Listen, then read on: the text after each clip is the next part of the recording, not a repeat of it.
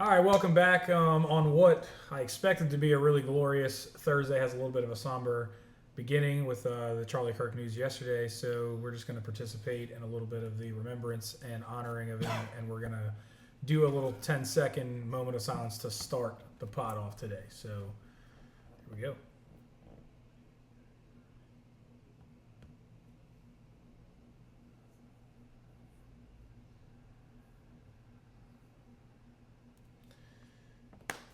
So we're going to kick the pot off now. Week 1 of the books. Week 2 ready to get kicked off.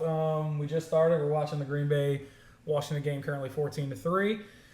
Debo had a little run right there. It was nice to start. Welcome back for another episode, MFFP. As always, it's John, owner of the Mouthpiece, with my co-host Raph. Raph, owner of the People's Champ. There it is. And then we have a special guest with us tonight. A special one. Special.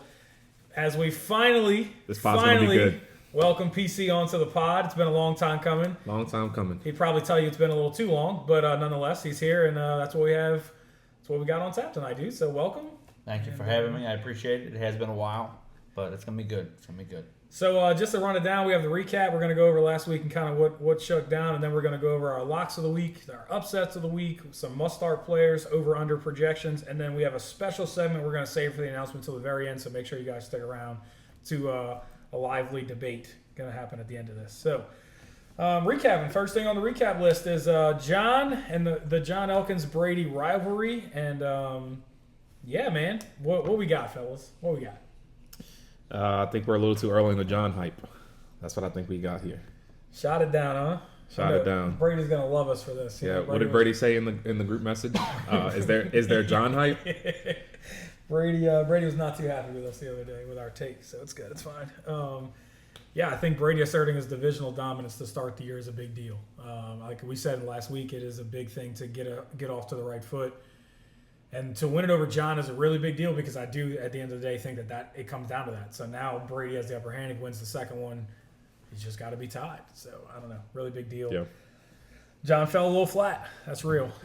I think what I love most about the matchup last week was that it was so close. Dude, it was awesome. It went down to the wire, and that's what you love about fantasy football. Just watching your guys, hoping to make one extra play. I think it came down to Justin Jefferson versus Caleb Williams. Yep. Mm-hmm. And it looked like Justin wasn't doing anything in the first half because JJ wasn't doing anything, JJ McCarthy. And then dude comes out second half. I don't know what happened at halftime. Pep talk of the century, and the dude just started playing like he was prime. I don't know. It was weird too, man, because like I was watching, I was like, dude, Brady's gonna run away with this. Like that's how I felt. And then all of a sudden, like here goes Caleb, and then here goes JJ. So like in the third, I'm like, all right, well there he is. Brady's gonna win it. Like once JJ had kind of gotten back up to that thing, I was like, all right, this is over. Like this is done. Chicago's winning. So like they're just gonna run the football, and then the whole script flips, and now we got Caleb on the run trying to go get a win, and almost does. Like he almost gets it for John, and yeah, it was really. I think the only thing worth pointing out, I think, is if you were to look at who were John's best two pieces, I think you'd say Neighbors and BTJ, and they were 6 for 19 in targets to receptions. So the question is that a trend? Because if that's a trend, then obviously the hype was way high. If that's a down week, then it's a down week. But, I mean, when you look at that team, those guys had amazing rookie seasons, some of the best rookie seasons in NFL history. So we're obviously expecting that trend to continue, and it absolutely did not last. I mean, Brian Thomas went 1 for 7, and that one catch is a touchdown. But it's weird because like you don't usually see sophomore slumps in wide receivers, which is why I think John's like hype was real 100%. Because you really don't see it. You see it in everybody else really. Quarterbacks you see it big time, and in tight ends you see it big times, but you really don't ever see it in wide receivers. So like the drop is really big. I think. I'm going to talk about it a little bit later, but I really think the Neighbors thing is just a couple of weeks stretch here because as long as Russ is your quarterback, it's going to be tough. Like, he's not a timing guy, and, like, he's got to, Russ has got to cook for him to be effective, and it's going to be hard for Neighbors. I think the T-Law thing with BTJ is a little different because they're almost trying too hard to acclimate Travis Hunter into the offense instead of, like, Travis Hunter figuring out his role around Brian Thomas. Like, Brian Thomas had nobody and still had a season of, insane. So I think it's just more important for them to kind of get that on track and figure that out. I do think it's fair to mention, though, we're talking about John's guys not performing, but my boy had Jared Goff. Brady had Jared Goff in the lineup and only got 12.9 points. Yeah, I'm not even hating on Brady. I'm not No, saying I'm not hating on him either. I'm Yeah, just yeah. saying, like, if I'm going to call out John's guys who Yeah. didn't show up, I'm going to make sure I say Brady's didn't. Yeah, I mean, he had that's why I Purdy think on the it's great. bench that went for 21. I don't know why he started Goff over Purdy. I guess he liked the Lions Green Bay game. He probably thought that was going to be more of a shootout Yeah. than I think we all would have. yeah. Lions came out and looked flat, but something also worth looking at on John's team is Genty because he had 19 rushing attempts for 38 yards. Genty had a real rough start, and honestly, but even all of it, like he has Hampton on his bench, but like Hampton was another piece that you expected to be really good and did like same thing. So like, it's a little scary, honestly, and coming from a John like draft, I had the 1 and the 2 and took them both. So it's a little concerning. They were both in my starting lineup in another one. So Think about this though, without that touchdown, it's a 6-point game. Yeah. agreed. On all those touches too. That's what's crazy. Right. He That's touched the what's ball nuts. 21 times, including receptions. And would have been 6 points without the touchdown. Yeah. So it's Now we know Vegas has a bad O line, and they're not going to be a good team, but still. Yeah, we'll see what Geno it looks looked like. good, though. And Geno did Geno look did look good. Geno looked good. It helps the Bauer stuff. It helps Jacoby Myers. Even Tucker looked good, honestly. Like it really wasn't a bad day. Next one we did we got a little pushback and hate a little bit, I think, for our Nick take. In particular, by PC over here. So I think the bigger thing, the other one was that Nick explodes with the reemergence of Travis Etienne. I think that matchup for him was a big deal. I personally was a buyer in Etienne all offseason, and like Same. again, I said it in the podcast. He was going last late week. in drafts too. He Dude, was going people like didn't draft 8th, him. 9th round. Like, I'm talking like 13, 14th I've seen him go. Yeah. Like people didn't want to touch that backfield because they Right. didn't know where it was going. So like I was a buyer, and the fact that he's back and really like looks like he's it, and then they trade Bigsby, so now he's it. Like Right. there's no discussion. Who's So, behind him? They got another guy that's talking Bryce about him. Tootin. Yeah. Tootin was the rookie that came in, and they're like, oh, he's the next. They kept comparing him to Bucky because he's like this fast dude. The problem is he fumbles the ball Right. more than Ramondre Stevenson, so it's kind of hard. And then they got LaQuint Allen as well, who I actually kind of like too, but I don't know where he fits in. That's my only issue with the backfield now. Like you got rid of Tank, who seemed to be the pop, like the bruiser more so, and who's going to run the ball in the goal line? Because none of those dudes are big. So Right. it's going to be more. I think you're going to see more like a Miami type, spread it out and get it in space, Yeah. and that's what Etienne thrives in, which is why it's high coming in. Shoot. Um, They'll probably put Hunter back there on the goal line. so they might have to. Yeah. They might have to. And I want to say for the record, because I know for some reason there's this a manufactured rivalry in the group that me and Nick have that nobody told me that we have. I think Nick told us all in the group, dude. Yeah, I manufactured. I don't know if we would call it who else manufactured. manufactured it. Well, But it definitely showed its head in that there's GM. nothing that the only thing about Nick's team that I don't like is his name, because I have no clue how to say it, and Sayaku no Tor whatever sounds like tongues, but He definitely went to Google Translate and translated something. but the whole it's probably I hate Chris, but no, realistically, like I thought Etienne was a question mark coming in. I thought Walker was a question mark coming in. I wasn't sure about Ridley with Cam Ward. So when I thought the take was high on Nick, when the tiers had him a tier down, that's what it was based on. Was I thought there were a lot of question marks, and there were more question marks on his team that he needed to produce versus the others. Obviously, those question marks showed up. Sutton was good. Really, Cam Ward didn't look the best. Really he got 8 targets though, so that's good. Obviously, Etienne- Holman went crazy, too. Who are you talking about? Ridley from Cam Ward. Oh, from Ward. Got it. I have no question in Ridley. Ridley's Got a it. good receiver. It's can Cam Ward get him the ball effectively? But I want to bring up a point that I think the league, like this is a point to bring up to the league. I was looking at it and try to make a notice of this. This was the first week of 4 IDPs. And Nick had 51 points from IDPs. Yep. Second place was me with 46. They need to get nerfed. I think John was at. I brought this hold up- on. I think John was at 42. Everybody else is below 40. I brought it up at the draft. I made a point, and I brought it up at the draft that we should nerf them. The thing is, you and need to go stop back bringing down. it up. I agree. I need to bring it up. Somebody else needs to, because anything that I bring up, it doesn't happen. So, like, again, I get it, but I brought it up at the draft saying, like, hey, y'all, like, every other IDP league I'm in, the best dudes average 10. That is what they average. Our current system is a half a point better at everything that we do. So, our tackles for solo and every other league that I'm in is a single point, and ours it's 1.5. And assisted, you're getting a full point for an assisted tackle. It's like literally, I could go touch you on the elbow, and this dude makes a tackle, and I get an assisted tackle.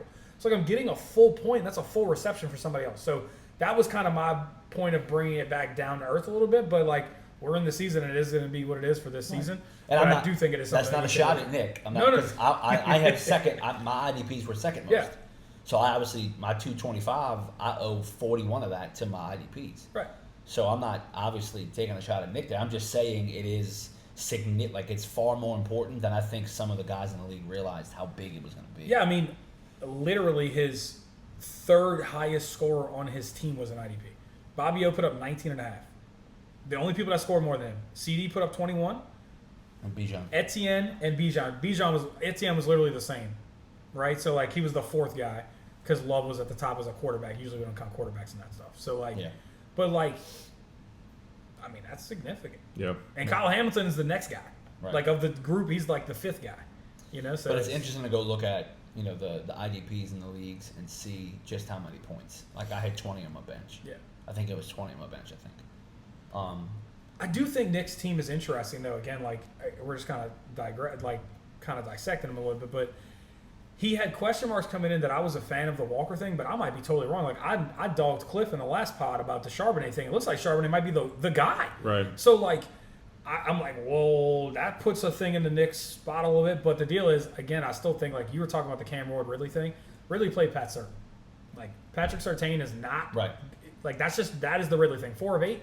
That's what we want. 8 targets is what you're looking for. Cam Ward didn't look bad. I think the Tennessee offense looked bad. But then Nick also has J.K. Dobbins sitting on the bench, which I think is a bigger deal than most people thought coming in. Diggs actually looked pretty decent as well with Drake May back there, and they didn't look very good offensively, so that can kind of get going. And then the biggest one for Nick, honestly, is Keon Coleman. Yep. Like, Keon Coleman That's goes huge. 8 of 11, 112, and a touchdown. Like, if Keon Coleman is that dude, Problems. look out. Yep. Look out. It's a Problems. launch pad. For sure. Yeah. So, yeah, I thought that the Nick emergence thing made us look good, which was good. And then the non-emergence that we might have got wrong. PC off to the best start.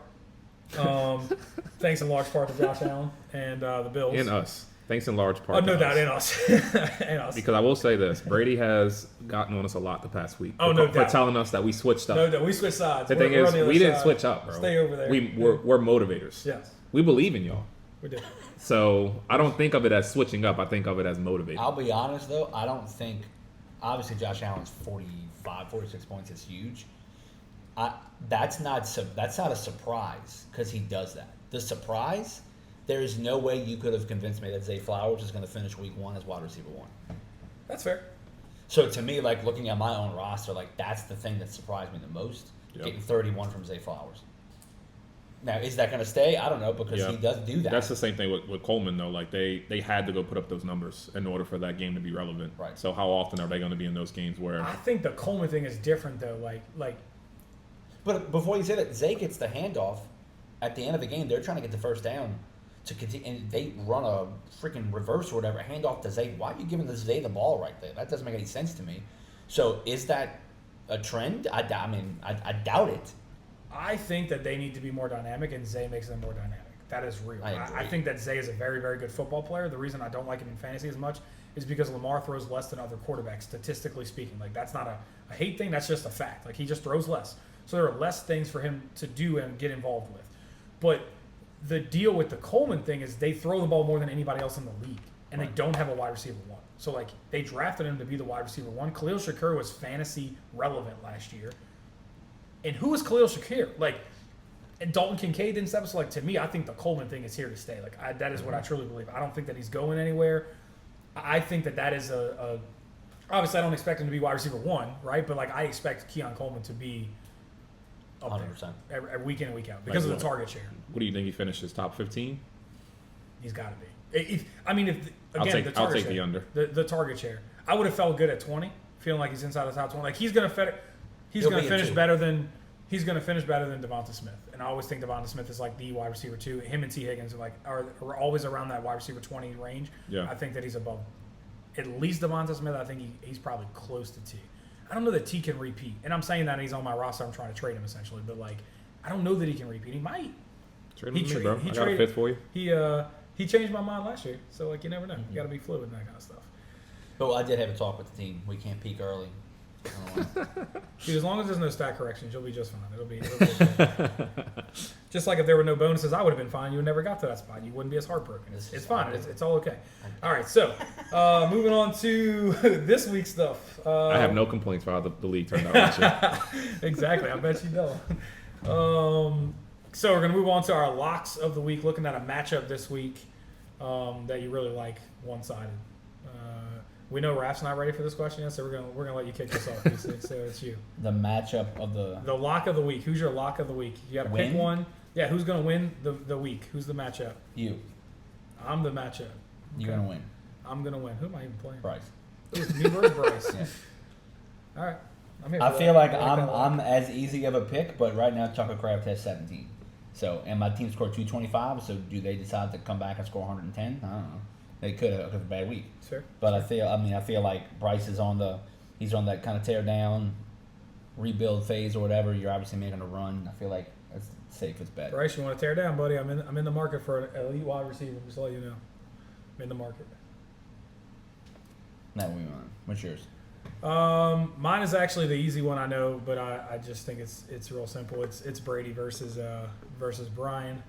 I don't know who's who. Pause. Time out real quick. I just gotta say this.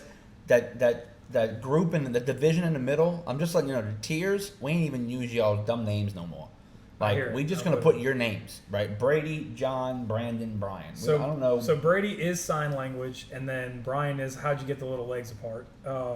Okay. That is my thing. I do think Brian is on the right track with the way he's building and all the things. Just not his team name. He's just not there. Well, his team name is historically, since he's been in the league, been the worst in the league. So it's really that's not anything that's bad. But I think he's building right. I just think Brady is where he's at, and he's coming off a championship loss, and he proved us wrong last week. And I'm going to stick with his team. Yep. His questions kind of got answered last week as well, so I'm on board. I think matchup of the week is me and Nick. You think that's the lock for you to win? No. I don't think that's the lock. This was the lock. You want the lock? We'll lock. let you go to the matchup. I mean, we'll lock is to be different from you guys. It's Cliff over Donovan. Ooh! Whoa! I just need that on record. We just picked against Donovan and something involved in this league. That is good stuff. Here we go. He is impartial. I just want you to remember that too, Brady. He's impartial by saying that. Yeah. Well, what's interesting with Cliff is, does he make a trade for Jamar Chase? Is he letting go of him? Is he cutting those heartstrings? So we'll have to see. But no, I think Cliff wins that matchup pretty fairly. Okay. That is interesting. I think the only guys that really scare you on Donovan's team, sorry Donovan, I love you so much, I miss you, is obviously Lamar. Kyron can go get you 20. We saw what Pacheco looked like last week. Terrible. Jacoby, he's going to get some targets, but I mean, outside of that, who can really win over Jamar Chase, Joe Burrow? I think they're going to light it up this week just because of the down week they had last week. I think they got something to prove. Bowers balled last week. I think Pollard has a better game. MHJ, he had a good game last week. So I just think Cliff wins pretty handedly. I do think Devonta is a guy to look at this week. I think it's McDuffie is out. Is it McDuffie? Mm-hmm. He hasn't signed a contract. Yeah, so one of the, like, KC's down. Their secondaries were pretty weak.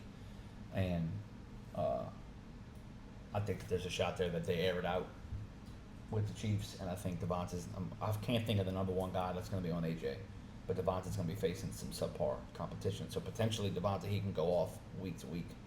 But no, I think that's Donovan's whole team, though. Like, I really think boom or bust. Yeah, I don't think he has a very high floor, but I think his ceiling is pretty high. Like, he has a bunch of guys that are really like.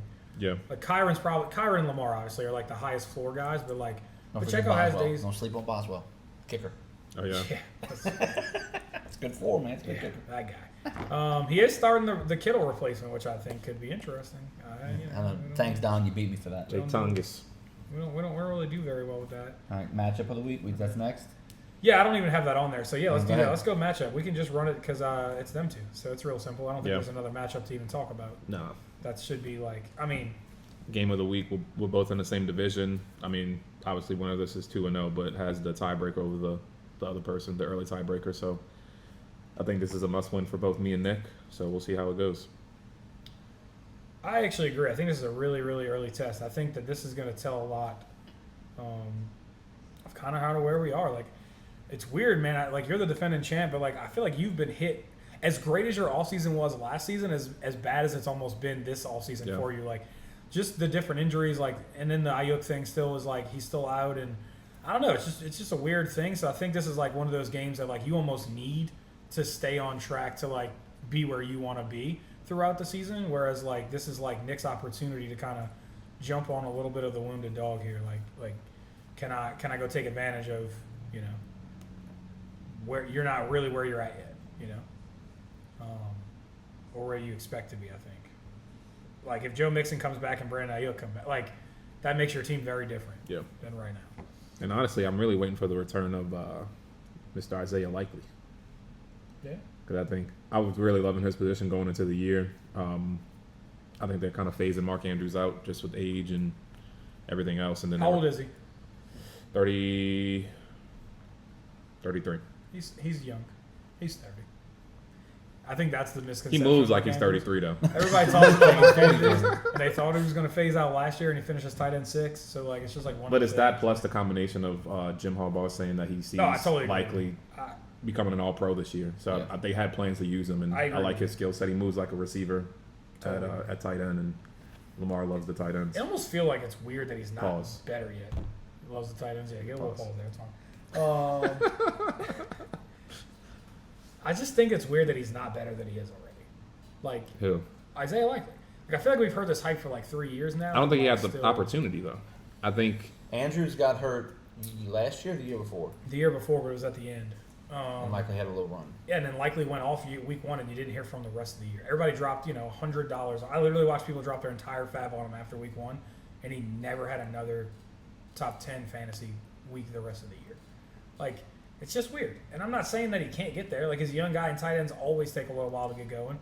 I don't know. Something is just up with the fact that, like, hasn't happened yet. So, I'm okay to be late to that party, but it doesn't matter because it's a dynasty and you already got it. So, I do think matchup of the week standpoint, I know we just talked about the lock being Cliff over Don, but I do think that's a matchup. I think it's the only other matchup of the week that has actual playoff implications between the teams. I agree.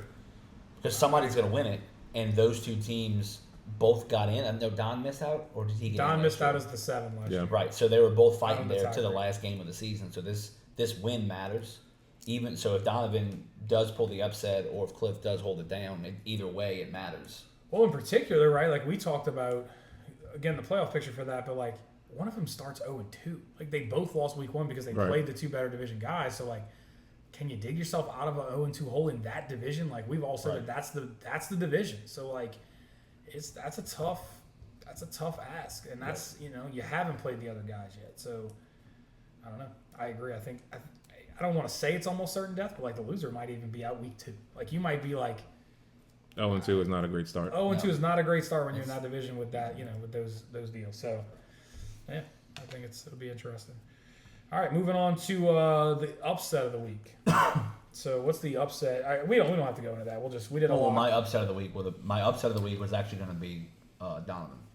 Yeah, so and I took the other one. I took Nick over Ref. I think Nick's team coming off of what it is, and the same thing. Like I think this was an interesting take that I wrote down, which is weird. I actually thought the Eagles looked really, really great, but it wasn't a fantasy great, right? Mm-hmm. Like they looked way in control, and they looked like the best football team I thought in the league last week, but it wasn't their normal like output from a fantasy perspective. So like, is that the norm we're going to kind of see where like, you know what I'm saying? Like maybe that's more where we're at and more ball control and like, because we saw Kansas City do the same kind of thing. Like when they won it, they became less fantasy relevant, but they were winning more games. So like, I don't know if you see that from Philly maybe, or I don't know. It was just an interesting take that I thought they had a premium matchup versus Dallas, who was supposed to have a terrible defense, and they really didn't do a whole lot. Like even Saquon, he only had 18. I know I say only, but like he had 18 in a game that you were really supposed to blow them out. Mm-hmm. Celebrating Super Bowl back home Thursday night. Yeah. It just didn't happen. So like it's just, I don't know, just a cause for concern. I think Nick's on the hot streak, so that's the upset I had Nick over. I just had Don. I think the Ravens really want to win. Mm-hmm. I think Lamar's going to show out. Bateman and Zay usually change big games, So my money would be on Bateman having the game this weekend. I love the matchup for Kyron against Tennessee. I think that Myers is extremely underrated. I think so too. Offense, and so I think I just think he's got the things that could happen this week to offset. I do think will be a big Bengals week, but I don't like Pollard against the Rams. I don't like who else was it? I don't really like Charbonnet against the Steelers defense either. So Cliff has some matchups I'm not a huge fan of, which is why I think Don could potentially get it done. But, I think it's a big one for sure. All right, we're going to move on to must start. So, just to preface, we do these things, obviously everybody knows Jamar Chase and JJ and all those guys are must start. So we try to take tier 2, tier 3 guys that maybe are your, not saying they're tier 2 guys to your team, but middle of the road guys, you might even be in between for do I start this guy or this guy? Is my RB2 going to be this guy or this guy? And that's kind of where we went off of it. So we're going to go by position. We're going to quarterback, running back, wide receiver, tight end. PC, start us off with quarterback. My quarterback for the week, I wasn't sure this was going to be. I actually have two. I have two for each position except for one. My wide receiver only got one guy, but the quarterback, I went Dak Prescott and T-Law. Yeah, you stole mine. I think Dak. I think they got to throw the ball. I think the offense is going to be their offense. I think they're playing the Giants. I think it's a great weekend to get some momentum on their offense. And I think T-Law, who are they playing again? I don't remember. Forgive me. I know I should have written down. I forgot who they're playing. I think they're playing Tennessee? I don't remember. Cincinnati. That's the shootout. I just think that's a shootout. I think that neither team has this phenomenal defense, so I think it's going to be a bunch of scoring. I think you're really afraid of Bo Nix, and so you're telling Cody to start T-Law. So that there's a little bit of psychology I think you're trying to play with here. I like it. I wish I was thinking that much into it. I really do. But Bengals defense is atrocious. T-Law's got some good weapons. I feel like it's going to be an air-out contest. So I did. I almost went Dak as well with the Giants, but I actually went away from it because of their defensive line. I think the Giants' defensive line might be the best D-line in all of football. Brian Burns, Abdul Carter, those dudes are dudes. Yeah. So that's why I went away from Dak, but I had him on the list as well. But my guy is actually Drake May. Drake May versus Miami. If Daniel Jones puts up 30 points on you, what's Drake May going to look like? Especially coming off a week where they didn't look particularly good. They lose to Vegas at home. I'm kind of interested to see what Josh McDaniels kind of does differently, how they can use it. And Miami looks like an absolute dumpster fire. So I'm just taking Drake May. Yeah. Air it out, go get it. I was going to say Dak Prescott because I feel like, especially from Nick's perspective, he has 3 guys he can technically start. Well, 2. Nobody's going to start Richardson. But he's always going to face the dilemma of starting Love or Dak Prescott. Yeah. And Dak, for all the same reasons PC mentioned, they're going to have to throw the ball a lot, I feel like. And I almost felt like this was the case with the Eagles game. It was only a win for them. They're supposed to lose that game, so they pinned their ears back and just went all out and threw the ball and tried to win the game. I think that's how they're going to have to win their game. So he's going to throw a lot, and he has that stack with CD. So I think Dak is a good must start. All right, moving on to running backs. I'll start this one. My running back to start is actually James Conner. He's kind of maybe a little above the tier that I would normally say, but James Conner is a must start for me. Playing Carolina. Carolina gave it up to Etienne last week and got absolutely obliterated. So, what does James Conner look like? And a side note also could be a Benson. If you're in between, can I start Benson? Can I not? I would lean on starting him because I think they're just going to run all over him. Carolina, same thing, just not a good football team. Hopefully it gets a little better, for all the Bryce Young and Tech guys, but I don't know. It looks rough. Yeah. I'll go with Charbonnet, Zach Charbonnet. A lot of discussion last week about Zach Charbonnet and his role in the offense, and he looked, honestly, like he was the RB1. So I think as long as that's the split, you have to start him, especially in Cliff's case. But looked good. Role's open for the taking, and he looks like he's taking advantage of that split. It really confused me. I know we talked about it, but every report that came out was about Kenneth Walker and how good he looked and how he's going to take this step and he's going to stay healthy this year and all. And then we give the first carry to Zach Charbonnet. It is one of the very. I have been wrong, and being wrong is not my. I'm not mad at that. I have never seen, legitimately, I don't think I've ever seen a situation like that where it was talked about from the organization. The Seahawks talked about how Walker was going to be this dude and all the things. All the reports have been about Kenneth Walker and how good he's looked all offseason. I know we're gonna give Charbonnet the first carry. they blew my mind. Like, because that's not even just being wrong. That's like being lied to. Like, Right. like Yep. you read everything and it's just, I don't know. I agree with you. Looking at a Charbonnet, how do you not? I tried to go for mine. I tried to go hidden. Not somebody you'd think of. Try to go deep on this one. I looked at last week the Vikings game against the Bears, and both Jones and Jordan Mason had playable games, and so I went with Montgomery. Okay. I think that Detroit's offense struggled last week against the Packers, and I think they're going to try to run the ball. Montgomery didn't do a whole lot last week. I think they're going to try and run the ball 40 times, whatever they can do, and I just think Montgomery is a quiet. You're not going to think to start him because of Gibbs, just like you probably wouldn't think to start Mason because of Jones, but you could have played. I could have played either one last week, and it wouldn't have mattered that big of a difference. So I went Montgomery. I like the Montgomery pick. I think Detroit is a bounce back. I think it's more about how good the Packers defense is than it is about the Lions offense necessarily. I do think the Ben Johnson thing hurts. Like, I'm not saying that, but like they looked atrocious. Yes. And to be fair, like everybody knows Jared Goff has those games, and that's just kind of what it looked like to me. Like it didn't look like they were out of sorts from a scheme perspective or anything. I just thought Goff just looked like he was having one of those golf days. And Yeah. whether it was it being in Lambeau, I don't know, but that was what I credited it to. So hopefully it's a bounce back.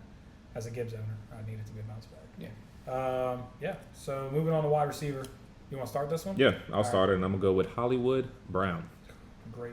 Love it. Yeah, I just think that opportunity's presenting itself, and he's like the only guy over there.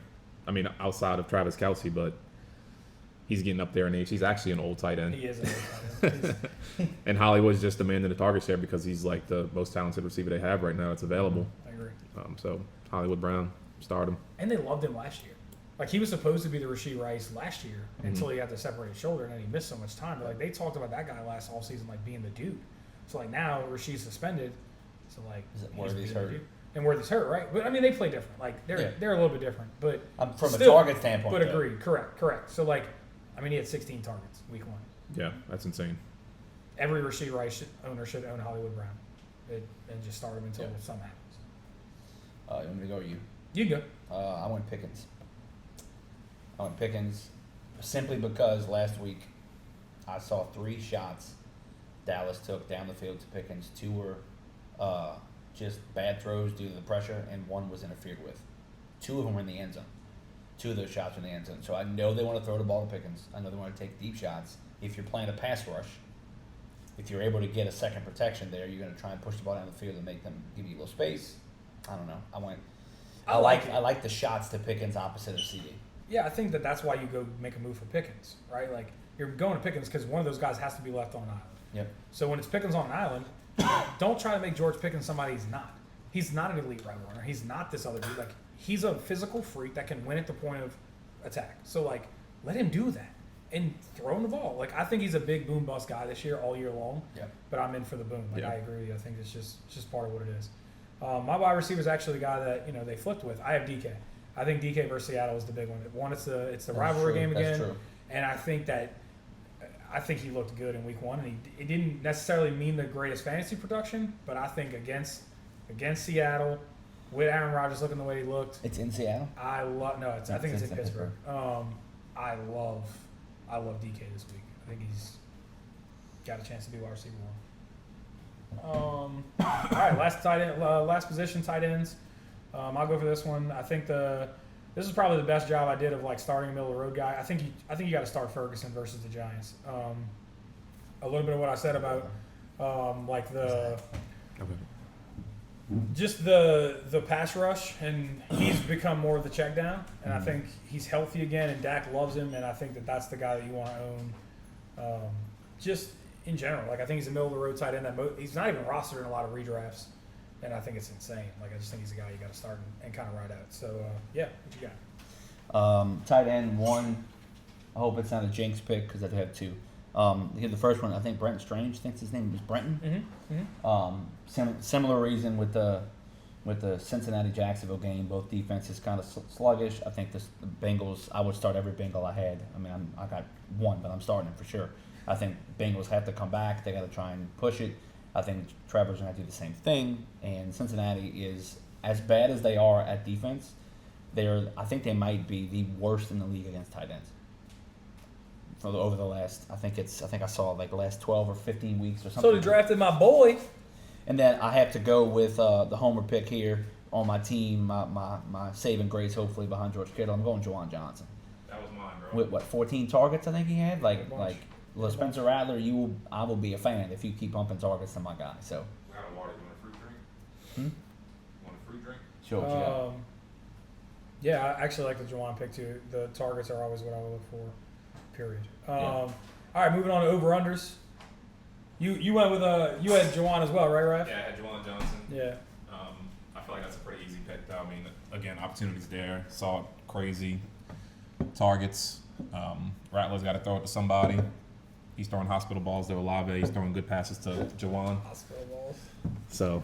Raph did coin that term, just for the record, in case anybody else is wondering. Yeah, I like it. Moving on, so go to the next thing is over-unders. We'll start with the over. We'll start with the hype first and end with the under. Anybody want to lead it off? Yeah. I'll be a homer. I'm going to take the over on A.J. Brown. Over on A.J. Brown. What's his projection right now? 14.79. Okay. I think that, one, it's the Chiefs. They're going to come out and try to get him more involved than he was last week, which was essentially not involved at all. Yeah, one target won't do that for you. Yeah, and it was like on the last drive to win the game or seal the game. So I think they're going to come out, pass him. He'll have 10 targets. I think he'll dominate in traditional A.J. Brown fashion. So I think that's the over for me. Again, biased. I like it. I'm also going with a stud as the over. I'm taking Brock Bowers. He's projected 15.36 versus the Chargers. They played a two-deep shell. Means liftoff for tight ends usually over the middle. He had 17 targets over the 2 games last year that they played him. He averaged 14 fantasy points. I do want to say, though, he had terrible quarterback play when he averaged 14 fantasy points, and he played him. One of those games was the first game of the year. So he played him, which is odd. I didn't know that. They played the first and the last game. Yeah. That was their division, which was I thought it was weird. But I think that only gets better, and the fact that he's only going to get 1 point better than his average over those 2, I think is crazy. And then he's got Geno, so to me, there's no reason that he doesn't absolutely feast. Yeah. In the Chargers matchup. My over, I'm gonna go with Tyler Warren. Ooh. I think this is the week. Who has him in our league? Nick. I think this is the week that you see exactly how good he is. They're playing Denver. I think Daniel Jones is probably going to struggle. I think they're going to do a really good job clamping down on the team compared to last week. And I think, the safety valve, I think Daniel Jones can move around a little bit, extend plays. And I think this is the weekend you find out Tyler Warren is actually the tight end he was advertised as. I thought he was that last week. No, Dude, agreed. He had 8 targets and a carry. Right, Sign me up. but that's against what looks like it might be the worst team in football. You know what I'm saying? So this is different. This Denver defense is loaded. I think he shows that he can't just beat up on bad teams. I mean, are we going to prematurely say that Miami is going to replace Tua and their head coach all in the same swoop at the end of the year? Is that the feeling? What I saw last week, I don't even think McDaniel makes the year. I actually agree with you. I don't know the owner situation. I don't think Tyreek makes the year. I don't think McDaniel makes the year.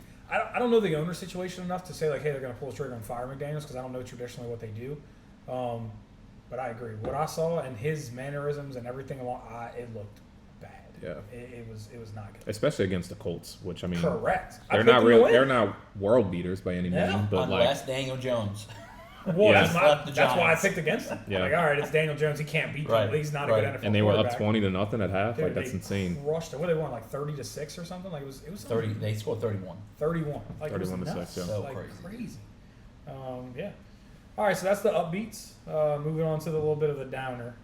I'll go first here because I kind of mentioned it earlier. My downer is actually the under on Malik Neighbors. He's projected 20.93 according to our league. He's playing Dallas. But I think the reason I'm saying this is simply because of Russ Wilson. I think this is Russell Wilson's final game as a starter, and it's not good for Neighbors owners if he's the starter. So I'm just taking against it. Now, this could end up being okay, depending if they bench Russ at halftime and don't wait all the way to week 3 to start Jackson Dart. But, I just think it's Neighbors under almost 21 points. Yeah. I'm going to go under on Tyrone Tracy. and he's only projected to score 13.36. But I feel like I've seen a lot of Cam Scatterboo last week, more than I expected to. So I just think he's not going to be as prevalent or prevalent enough to score the 13.36. I'm going to put that out there too. I think that guy, and this is a totally random thought, I just think that dude is a great buy low candidate. Like, Yeah. I think the moment Jackson Dart becomes the starter in that, his value goes through the roof. Like, Russ is not a check down guy. He's never been a check down guy. So, guy like Tyrone Tracy, who is which I think goes to your point of why you didn't see as much, like you saw a lot of Cam, because it was not the Tyrone Tracy type game and thing that they're going to do with him. And as long as Russ is your quarterback, I don't think you're going to see that as well. So, like, I think in any league, that's not us. I don't know who owns Tyrone Tracy, but, like, I think if you get guys, or if he gets dropped, because he's probably going to have I'm with you. I think he has another bad week again because of Russ. Mm-hmm. That's a guy you want on the waiver wire. If you can find a way to acquire him cheap. I think that everybody kind of wrote him off, and I'm just not there yet. Mine is Harrison Jr. Marvin. Ooh. Simply because I mean, well, he's projected like 17. I think he'd get 15 or 14. I don't think he has a bad game, but I think we talked about earlier. I think they're going to run Connor and Benson a lot, just because of how bad Carolina looked. I don't think they need him this week, and then if they don't need him, they're not going to use him. So that would be my suggestion. I think it's my suggestion. My take would be Harrison. My take on him is weird too, man. Like, he scares me. I liked him. I made a big move in another league to go get him. I got him and Neighbors in the same draft, but like, it's scary. I mean, everybody, like, you look at the end of the stats last week and it was fine, but he had like 7 targets. No, I'm not saying 7 is bad, but it's not a guy that you want when you take him 1-1. I think that's the problem. He was wide receiver 29 last year. But yeah, which I don't think is bad. Like, I think his season wasn't terrible. No, but you drafted him to be Malik Neighbors. Correct. You drafted him exactly. You thought he was going to have Malik Neighbors' season last year, or Brian Thomas. His targets haven't really been there consistently. He does have Trey McBride, so like that does hurt a little bit. But like, I mean, Tyreek got his targets when they had Kels. You know what I'm saying? Like, right. I don't know if it's a Murray problem. I don't know if it's because James Connors is so good. I don't know what it is. It's just scary. And again, like, I own him in it. Like, I own him in the other league. Last year, that draft class had 4 big receivers: Harrison, Neighbors, Thomas, and Ladd. Right. No one would have picked Harrison. Arguably, all the other Keon too. Like, Keon last year going to the draft, Keon. If you're going to put Ladd, you got to put Keon. Right. So it's 5. Right. And the only guy he beat, the only guy he beat was Keon. Keon. Right. Like, it was a loaded wide receiver class last year in general. Like, yes. In general, you still got Pearsall out there. Right. It's yeah. All right. Well, that's our MFF. P for the MFFL a little bit here. That's going to be all we talk about there. We're going to actually go something we talked about a long time ago, me and PC and Brady actually when he was on it. Talk about doing some Mount Rushmores of position groups. So that's going to be our final segment. We're going to start this one with the Mount Rushmore of quarterbacks. So this is kind of PC's, I almost will say baby. Like, this is kind of what he kind of envisioned and researched a little bit. So I'm going to give you his like spiel of what was told and kind of how we based this. So, I mean, unless you want to tell it, I have it written down. Yeah, it doesn't matter. Mount Rushmore was designed by Gutzon Borglum. He selected the presidents for what they represented for the nation. So this does not represent our necessarily top 4 all-time quarterbacks, but different definitions. So one was the founding, which is why he took George Washington. One was of the expansion of the United States, which is why he took Thomas Jefferson. One was the preservation of the United States, which is we took Lincoln, and then the unification, which is why he took Roosevelt. So we kind of based ours on that. So like, I did not. Mine's a little different. I think for the order necessarily, but I'm interested to see how this goes. So yeah, you're the guy. This is kind of your segment to start with. So give us a rolling. Let's go. Let's start with founding. All right.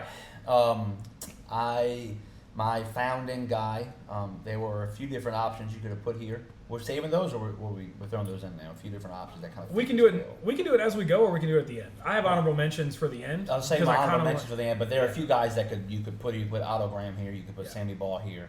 But to me, if you're going to talk about the founder of the quarterback position, what it is today, what we know it as today, it's got to be Johnny Unitas. He's known as the Godfather. I'm going to give you some bunch of stats because some of these stats are just ridiculous. When you consider when he's playing football, they say he's the Godfather of the passing game. He played from 57 to 73. He held the all-time yardage record through 1975. He was passed by Fran Tarkenton, another crazy stat dude that I have some numbers for here. He was top 5. This is where it gets nuts for me. He was a top 5 all-time yardage passer from 1963 to 1993. That means he wasn't out of the top 5 until 1993 when Warren Moon passed him. Yeah, that's crazy. He was top 10. This is the one that gets me, though. He was top 10 from 1959 till 2004. That's just so Dan Marino would have been the guy that passed him, probably. No. In 04, the guy who passes him, Vinny Testaverde. Vinny Testaverde and Brett Favre passed him and knocked him out. When he retired, and until 1980, he was top 15 in every percentage category, top 10 in TDs till 02, top 5 in touchdowns till 1995. 40 straight games with a TD. That was the record till Breeze broke it in 12. He essentially 47. 47, you're right. He invented the 3 and 5 step drop and was the first person to implement the 2-minute drill. And then the last little bit here is he won what historically is called the greatest game ever played, the 58 championship game, on an 80-yard TD drive in overtime. This is a game that is credited with launching the NFL into national prominence. Another crazy stat, which I think speaks to how far before his time he actually was. In that game, Colts receiver Raymond Berry set a record for the most receptions in a playoff game with 12. To this day, the record is only 16, and Raymond Berry is tied with Megatron and Michael Irvin. Like, that's how good this performance was in 1958, that he's still tied with Megatron and Michael Irvin. Mm-hmm. They were literally 50 years ahead of their time. And so that's why, for me, if you're talking about founding of the position, I don't know how you don't have Johnny Unitas. Yeah, I don't know that we're going to have every one of them that match up, but I do. We also, for the record, we have not compared notes. So this is totally off the cuff as far as like who has whom.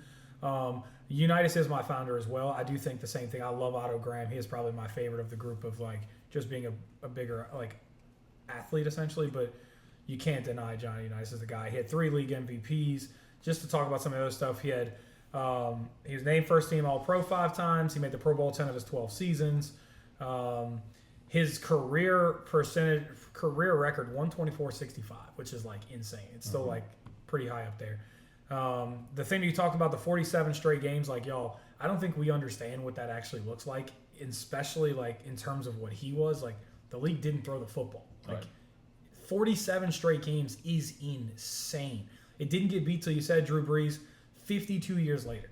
Right, so he said it stood for 52 years. A passing record in the NFL stood for 52 years. And think about who's playing during that stretch. No, agreed. That's what I'm saying. Like Marino, Manning, Kelly, like all those dudes. Yes, none of them did. Just Montana, right? Like just having Jerry Rice. Like you have the greatest receiver of all time on your team, and you don't throw a touchdown for 47. Like it's insane. And I know like we have some baseball guys. So like the stat that I saw is basically the United Street of 47 is every bit of like the Joe DiMaggio's 56 game hitting streak. It's nuts. And honestly, so I'm going to put the perspective of the streak a little bit as well. So Breeze in the streak tossed a touchdown on 6.2% of his passes during the span, which is an insane number. Okay, so like that is not the knock on the number. Unitas did the same thing on 7.6% of his passes. So every 7.5 ball that he threw was a touchdown. That's insane. Like that's to me the stuff that like is why it's crazy. How many times do we watch a 2-minute drill and we judge players on how they do in the last minute of the game? And Johnny Unitas is the guy who invents it. Yeah, like it literally. The thing I looked up was it's basically the time would run out. That was the strategy. Like they would just like literally run the time out, and then he's like, "We're not doing that. Like we're gonna start doing this," and he did it. And who may be the most overrated player in NFL history? Arguably, like it's an argument. This might offend somebody. Joe Namath. Why do we even know who Joe Namath is? Agree. Who's he beat? Johnny Unitas in the Super Bowl 3. I agree. I actually do think Joe Namath is one of those dudes. Tucker Kraft touchdown is blowing up right now. Tucker Kraft, TD, Cody. You're way good, Toady. Cody might have been. It should have been the upset pick of the week. Big start. Off to a good start. Anything you want to add to that? Kind of go in, or I know it's a little bit out of the no. time. Just so you guys know, I have no notes on this. I'm just here to spectate And troll. That means troll. and troll. Yeah. A little bit. All right. I'll let you start. I guess I'll take. Yeah, you start the next one. I'll do the next one. So this is kind of where I think we're gonna differ a little bit because this was my, this is where my definitions kind of changed slightly. Maybe I could be wrong. Mm-hmm. So I did preservation is the next one. I listed it as savior of the league. So Okay. I did savior of the league. I thought this guy was the reason why football ends up becoming football, and I think that he's the original GOAT.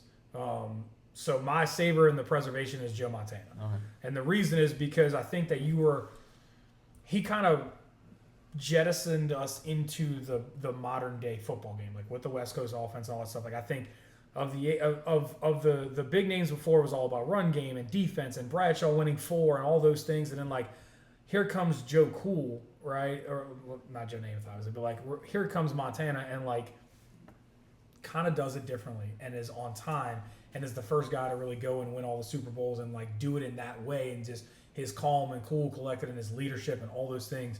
So like I think he saved the NFL from going down the, I don't want to say rugby train, but rugby train, right? Like we went where we're just going to still be, we're going to run it down your throat, we're going to be about defense, we're going to be all this. Like him and Jerry Rice together, like do it insane. So a couple of things for him. The biggest stat was his Super Bowl stuff. But during the 3-year span in which they almost three-peated, he almost became the first one from 88 to 90. He posted 100-plus passer rating in 8 straight playoff games, winning all but one. He lost the NFC title game, the NFC championship game. But the only reason they arguably lose that game and why they don't win it, he gets knocked out at halftime. So he gets injured and he doesn't get to finish. But they're winning at the time. And Montana's interception to touchdown ratio in those 8 games, 22-2. So like 8 straight of over 100. He doesn't lose a playoff game until he gets hurt, 22-2. Like it's not anybody else, it's on Montana. And I know he has Jerry Rice and all the things, but like I just think, and again, I think that he's a Mount Rushmore guy. Like to be fair, I don't know where else he's going to be. I would assume he's probably on your list, but he's one of those dudes kind of like Unitas to me. Like you can't have a Mount Rushmore and not have Joe Montana on. It's like how do you fit him on there? So that's kind of why I changed the definition a little bit there for me, just in that spot. I do want to say he owns the Niners' biggest comeback against the Saints, unfortunately, 35-7 on Monday Night Football. Yeah, wins that game. I remember the game. I watched it. Yeah, just nuts. What was the other one? He's the only guy along with Marino to have 100 passer rating in a season. So as a season, which is gross. He went 18-1 as a starter for that year. In Super Bowl history, that's the 1984 season. 18-1 as a starter, 100 passer rating, gross. And then 2 MVPs, not as crazy as others, but And then he did. I did see this too. Montana completed more than 70% of his passes with 112 passer rating. If he had the equated like rules and stuff today, which I think is also nuts and would be on top. So you can go a different direction, obviously. I'll go. I'll go for the same thing. The preservation. I went Brady there, and just for all the obvious reasons. I don't want to phone that. He's cheating, but to me, like again, he's not active.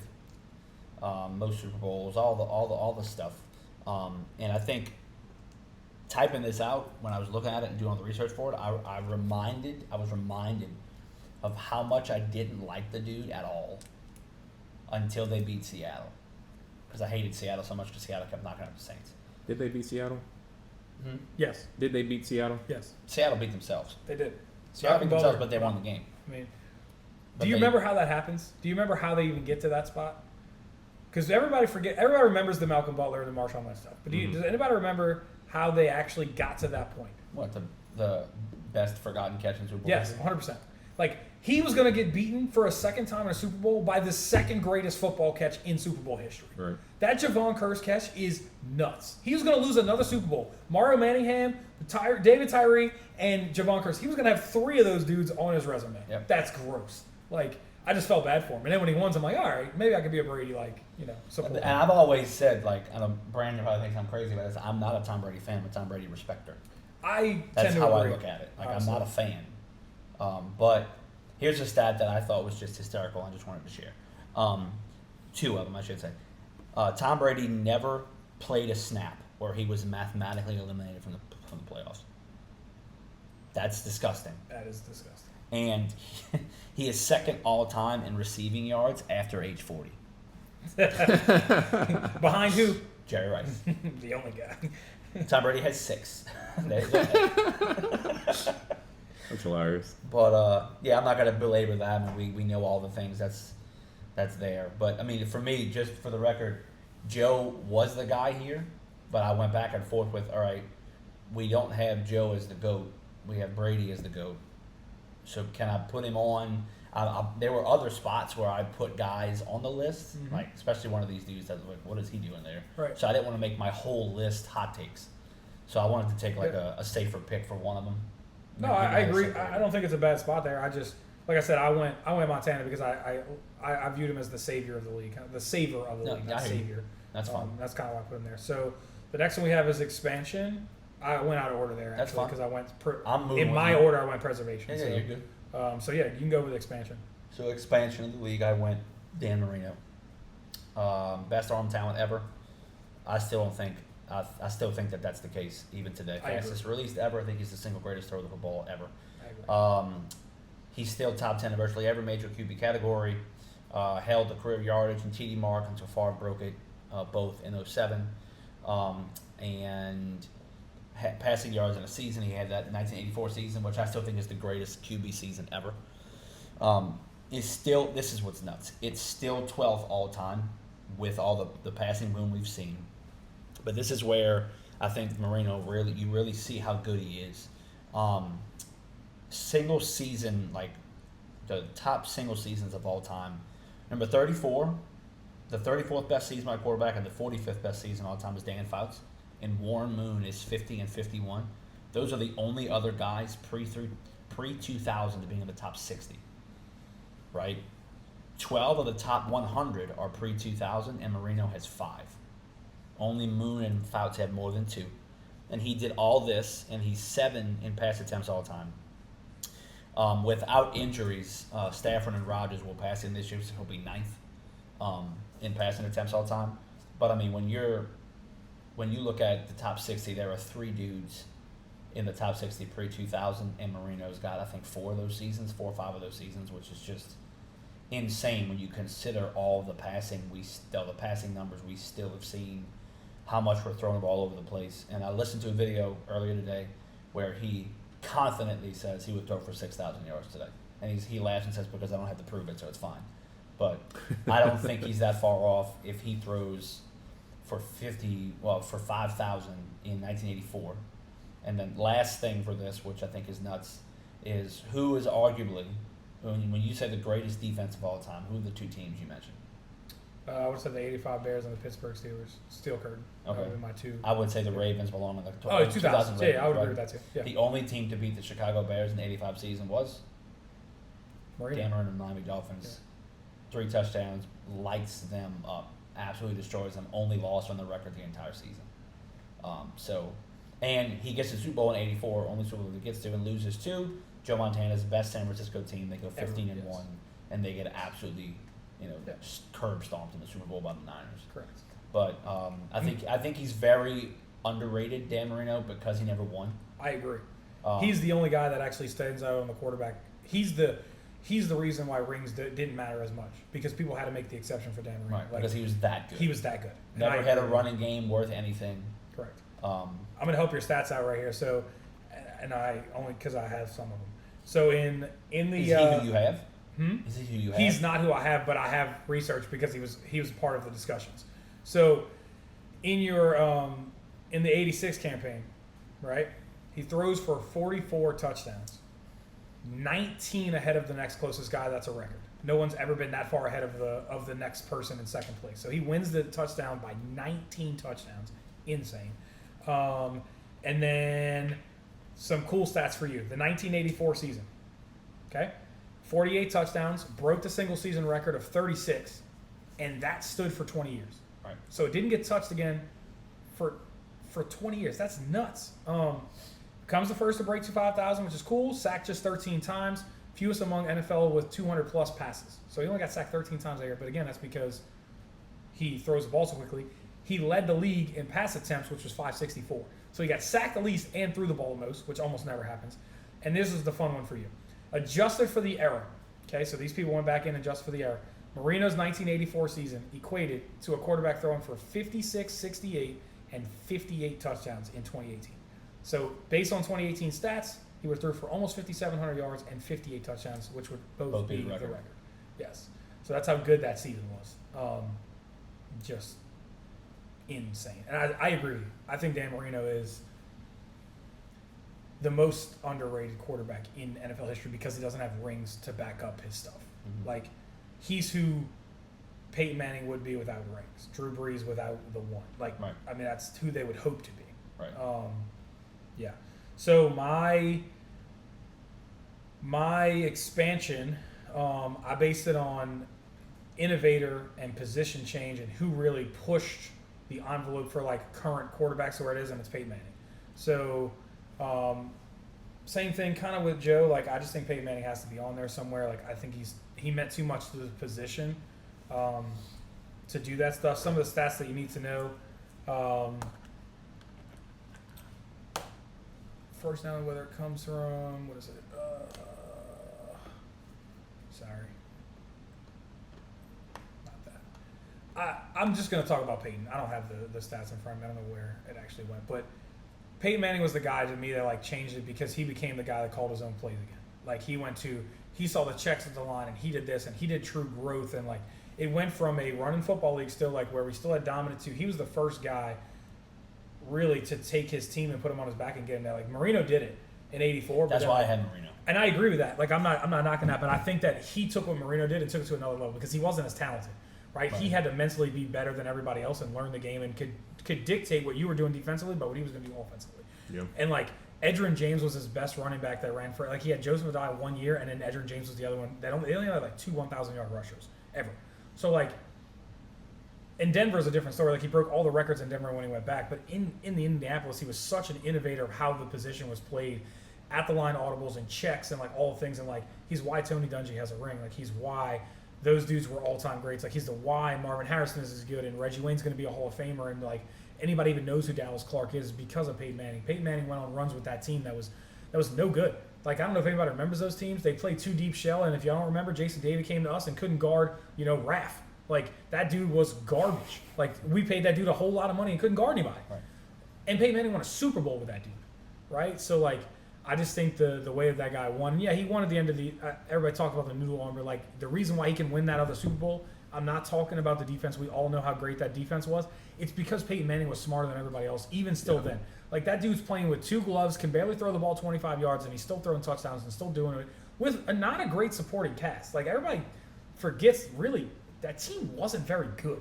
Like, but when you're running out with Edgerrin James, Marvin Harrison, and then no, I'm talking about the Denver team. Talking about the Denver team. Talking about the Denver team he wins in 2015. Not talking about. I think he should have won more in Indy. I think he was my. That's my knock on Peyton. I agree with that statement, but that's not what we're talking about. We're not talking about all-time winners. He's not an all-time winner. Right. I know he's got a career 500 playoff record. Like, he's not an all-time winner, but he's an all-time innovator and all-time player. Yes. Like, the reason why guys like Pat Mahomes and guys like just in those numbers, Drew Brees exists because of Peyton Manning. Like, I know they're close to the age and all that stuff, but like, Peyton was doing it before everyone else. Like, in the modern era and how you do it and the way it's done is just Peyton to me. The only difference why I have Marino there and not Peyton is because I think Marino was the first guy that, and you can maybe argue Dan Fouts, but most people don't know who that is, right?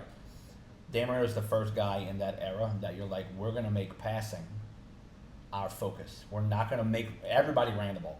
Correct. Like, running back, that's why Emmitt Smith is Emmitt Smith, because he still comes from that era. Dan Marino is the first dude that you're like, okay, we're going to throw the ball 40, 50 times a game. We're going to try and win this thing. To me, Dan Marino is why Peyton gets the opportunity to be who he is. Because we're going to throw the ball, but we're going to trust the quarterback in a passing-led offense. Yeah. Then you get to the 2000s, because Peyton comes in 98. He's a rookie. By the time you get to the mid-2000s, Adrian Peterson, LaDainian Tomlinson, but they're the last, other than Derrick Henry, who is a freak of nature, right? Like Yeah, but even Derrick Henry isn't regarded in those circles. I don't think. he does. We got to do that. Not yet. Not yet. You did the other day in the group message. That's why I said that. I think he'll be up there when he retires. I think there's another level of like honor you give a player once they're But the gone. running back position declines, right? Yes. And the quarterback position becomes the focal point of the offense with Manning. My only reason Marino is he did it when it wasn't that era. Yeah, but that's why I think it's the innovator part of it. Like I think it's that's where our definitions changed and why it would be a little different. Like Yeah. your definition there was actually like best talent, right? Wasn't that your? No, it was the expander because Marino takes it Oh, okay. from game management. You're gonna have to throw sometimes, win the games for us. To you're the reason we're running our offense through your arm. Got it. So that was the expander of the position is what I went with there. I tried to stay as close as I could. You changed the rules. I tried to stay as close as I could. No, I did. Because we're John's gonna always get trying to to change the some rules, no man. doubt. I'm trying to always get more roster spots. I need more Mount Rushmore spots here. I wanted like 8. The next one's gonna be the fun one though. I changed it because of your next one. Like I didn't know your next one coming in until we kind of got here. Like you kind of mentioned, so I think I know who it is. But I wanted to talk about that separately because I think Yeah. it's different. We're not there yet as a league because they're not done. So I didn't want to not put somebody in there based on what your current definitions were. So like I went to the current Mount Rushmore of guys that I think are what it is. So the last one for us is unification. My definition for this was basically the GOAT. Like, who do I think is the best person, the best all-around player that played the position? You already put him on yours. It's Tom Brady for me. It has to be based on the number of rings and the longevity and all the things that go with it. And because he's the second leading receiver all the time.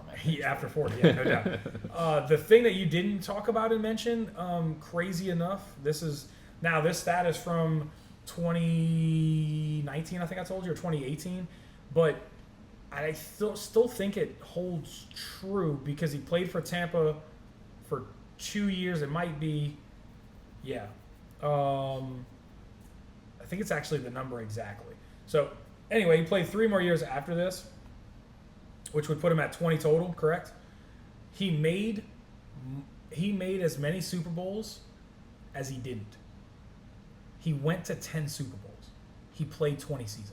So you had the same likelihood of him playing in a Super Bowl as not. That's insane. Yeah. Like, that is gross. So, like, you just talk about all-time winners and all-time things that happen. Like, that is... Austin Eckler. He's it. You know what I'm saying? So, like, I just think you have to have Brady in there. And I know that, like, we talk about all the things. And, like, Brandon would say his GOAT is Breeze and all those things. And, like, I'm on board for some of that stuff. But I just don't think... And I've always said this about quarterbacks, like winning is not the end-all, be-all, and it doesn't matter as much, but when you've won as much as he has, That's I Achilles. think it's still nuts. Austin Austin Eckler. Eckler just tore his Achilles just now. That's fun. Did it pop? Non-contact. It just went down? Went down, grabs Achilles. Oh, you're done. Your Bill career's to the over. moon. Bill to the moon. In case y'all are wondering if you could get him off ref, you can't. 3 firsts. There it is. I'll tell you who else to the moon. Brady Debo better be the starting lineup all year. To the moon. Golly. I think we just saw a career end. Yo, no doubt. You That definitely sucks. did. That sucks. Well, time to go drop him in 4 leagues. So, anyway, it does suck. I do love me some Austin Eckler. His career is done. Golly. I thought he was just trying to take a break. I take that fist pump back. That sucks, man. Thought he just needed some water or something. He knows it too. You can see it on his face. We're like watching it live. He already Yep. knows the deal. That's tough. That is tough. So Brady's my last one. Unification. Again, also talking about like he's the GOAT for me, but I also do think he unifies everything. Like he brings the past to the modern. Like he evolved, right? Like he won 3 Super Bowls as being the traditional. Not a very like we're not gonna throw it all around the yard. We're gonna play defense and run the football. You saw him grow as a passer in the middle, where he was the best, one of the best players in football, if not the best. And then you saw him become the greatest winner, where his mind matched part of what it was, and like he just found ways to win. Like there was a part in there with 10 years where he didn't win a Super Bowl. Right. That's crazy. Like he didn't win a Super Bowl, And then you go to the end, and it's like you can't beat him. Like if he's in the playoffs, good luck. Like, it's just I think that was part of who he is and what it is, and he's the only guy that has three. He has three Hall of Fame careers in one, which is absurd as well. But that was my last one. My preservation. I went to Lincoln there. That's who is represented for preservation, and so I went to he's also viewed as the greatest president of all time, but he's also viewed as some of the most controversial because of what he had to do, what he had to deal with, the opposition he went up against. And so my fourth person on the Mount Rushmore is Mr. Michael Vick himself. Okay. That's where I thought you were going. So that's good. Hot take, understand that. I don't think it's a hot take. I'm going to side with you here. There were others before him. I don't think anybody other than Unitas changed the way the position was played. Not mentally, but physically played on the field more than Vic. Because when you look at before Vic, you can probably name the 4 to 5 guys who were mobility was an actual threat. John Elway was mobile, but he was mobile, but early on it was, but I agree. Steve Young is mobile, Fran Tarkenton's mobile, Randall Cunningham's mobile. And and Kenny Stabler. Yeah. But you don't have a ton of dudes there that are going to post Michael Vick. How many? We got a ton. Well, that's because the Falcons, Vic's the first quarterback that they are going to make the focal point of their offense when his arm wasn't his best attribute. He had a great deep ball, but he had a slow release. He had one of the best arms in history. Yes. However, deep-wise, Agreed. He wasn't the most accurate. He was bad under pressure at times. But he was the all-time leading rushing yards by QB ever until Lamar passes him last year. And for the sake of context, right, we know Lamar is an absolute freak of nature. Lamar is the best running quarterback of all time. I used to say Vic. It's definitely Lamar. And Lamar only has him by 64 yards right now. And you could argue that. Hold on. Let me. Good. Cam Newton's third at 500 yards behind. Russ is fourth at 1,000 yards behind. But Vic has 141 fewer attempts. He's got the first road win at Lambeau in NFL history in the playoffs. He's the first person my single greatest fantasy football game experience of my life. He's the first player in NFL history to accumulate 300 passing yards, 50 rushing yards, 4 passing touchdowns, and 2 rushing touchdowns in the same game.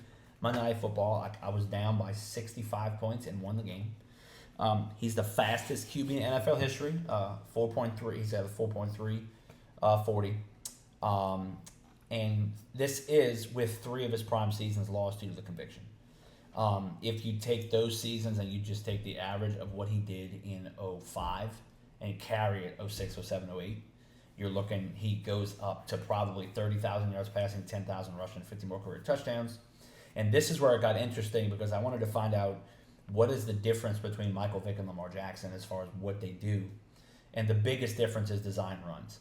So Vick Never had. has, for example, in 2006, he has out of 1,039 rushing yards, 73% of those were scrambles, not design runs. Vick had 49 design runs in that season. By comparison, I don't have the season for this, I apologize. 73% of Jackson's career rushing yards are designed. And so only 31% are scrambles. So it's the opposite, where Vick's, most of his running is when the play breaks down, where Lamar's running is the play. And so that's significant. But I do have to give a shout out to, I think, the second most underrated quarterback of all time, but through my studies on this, is Fran Tarkenton. Nobody knows who he is. But to give you an idea, right? Speak for yourself. You ready for this stat? Check this out. The man retires in 1978, and he's number 14 all-time in passing yards. Today. Like right now, he retires in 1978, and he's still number 14. He's still crazy. top 15. That is insane. He was top 10 until the early 2000s when Favre pushed him out. He was the first true dual threat. Before that, the quarterbacks ran a bunch and were terrible at throwing. He's the first guy that's like, we got to watch this who's running and is throwing, and he loses 3 Super Bowls with the Vikings. Steelers, Cowboys, Colts, I believe, is who they lost to, if I'm correct on that. I could be wrong. No, Steelers, Cowboys, Chiefs. I was going to say Chiefs was the first one, I think. Yes, Super Bowl 4. Yeah. But yeah, it's Vic. I think you have to look at think you have to look at what the position is becoming now, what offenses are doing now, how they're with the RPOs and all the different things that are doing now. And I think that really gets its start with Michael Vick. And I think it's almost like Michael Vick's the Allen Iverson of the NFL. Mm-hmm. Doesn't win, but he has such an impact on the game that it's not fair to not mention it in these type of conversations. And y'all got to remember, the dude was a Falcon. I hate everything Atlanta. So Yeah, but he finished as a Philadelphia Eagle, so really it's and he has the single greatest fantasy game of my life. as a Philly. As a Philly, yeah. Eagle, Monday so Night Football, watch it at Gerald's. No doubt. The touchdown, that throw to Deshaun Jackson's First play of the game. one of the greatest throws in NFL history. Amazing. So yeah. So I actually when you originally sent me the list, Michael Vick was in my Mount Rushmore, like for the exact same reason, because I think that he was the first guy that they took the best athlete on the field and put him with the ball in his hands the most often, which I think is what you see now. Like Lamar is the best athlete on the field, you put the ball in his hands the most. Cam Newton was that way. Josh Allen is that way. Mm-hmm. Like they worried about the throwing part second because growing up, right? Even you saw a lot in youth football. They changed it because why would I put somebody else back there and then hand it to my running back? Why don't I just start with the quarterback with the ball in his hand and then I can do two things. Yeah. I have my best athlete and my second best athlete. We can run options. We can do whatever we want. And it became that. And then they worried about throwing later. Now you're starting to see the next generation of guys where like their throwing is going to match that athleticism, right? Like Lamar is the epitome of what that looks like. Like I always knock him for throwing, but he can throw the football. Josh Allen's like evolvement as a thrower is why he won an MVP last year. Like it's why he's become maybe I know you hate it, but like arguably like it's why he's become the best quarterback in football, right? Because he is that good with his arm now to match the legs. But so my originator actually is why I kind of went away from the definition. I have Steve Young in that spot. Okay. So like I think Steve Young's legs were it. Like I think he is looked down upon as for what he brought to the game as a quarterback who could run, and it became different. Like he's what Russ wishes he was, right? And some stats for him were he's the only quarterback ever to lead the league in passer rating for 4 straight seasons, and he's also on that all-time rushing list until guys like Lamar and stuff now have kind of taken over. But he was the originator before even. And his career got cut short by concussions. Correct. Well, concussions, and he sat for 5 years behind Montana. Correct. So like you took over from Montana. Well, he 5 played for years Tampa into your career. first. But I'm saying like but he wasn't very good. Like he was in Tampa that was terrible. system. Yeah. Great uniforms, terrible team. Yeah, he was there for a year. So like it's just one of those things that he is just insane. He led the passer rating in 6 times while being that guy. He had 2 MVPs. I just think Steve Young was the originator of that, but I think you're right. Like I think the modern NFL quarterback is Michael Vick. Like and that is why it's kind of on that pendulum. One of my favorite plays in NFL history is Michael Vick in Atlanta. I think it's in Atlanta. It's in Atlanta against the Vikings. Mm-hmm. This is Culpepper, Randy Moss, that crew, and he has a 50-plus yard touchdown run to win the game in overtime. I remember and the play breaks down, and he just wins the game. Yep. With his legs. It's absolutely ridiculous. It's just absolutely ridiculous. Got to see him play live in the Dome more than once. Every time he went, I hated it, but he did something that you're like, that isn't. You enjoyed watching it. Yes, he's absolutely. the first. He's the first national championship I remember as a kid. Virginia Tech versus Florida State. It's the first national championship I remember, and wanted Michael Vick to win the whole thing. Yes. Like rooted for him the entire time. He was the first guy that I really was drawn to. Like I told you, I was an Elway guy, and then he was the next dude I saw. I was like, that's my guy. Like I will root for that guy. Do you remember I don't know if you're probably too young for this. Do you remember when they had the football with the stick on the back? I forgot what it was called. That football. The The Nerf ball? Yeah. It would Nerf whistle ball. when you threw it? Yeah. Remember the commercial where he threw it out the stadium? I was gonna say threw it out the building. Yeah. From throws it out the stadium. Sounds like a firework when you threw it, like a bottle rocket. I think he might have had the strongest arm in NFL history. Like legitimately. Like we talk about it a lot, and I know Dan Marie's on that list, but he is. Don't forget your Marcus Russell. He's one of those 5. Like seriously, he's one of those 5 guys that absolutely. actually played it. And Jamarcus probably is too, honestly, which is crazy. So we can go down. We didn't really talk about that road. I am a big Michael Vick guy on Mount Rushmore. Put him there. I just didn't want to put him there yet because of we're not done with the next group yet. Right. So I just think Lamar would have to be Michael Vick. He would have to be the guy that changes it because before Lamar there is no. I think Michael Vick is on it. The reason I don't have it is because I couldn't make a list that didn't include the 4 guys that I had on it. That's Right. literally where I came down to. Like, to me, Johnny Unitas has to be on the list because I think you're saying the originator, and I agree with that.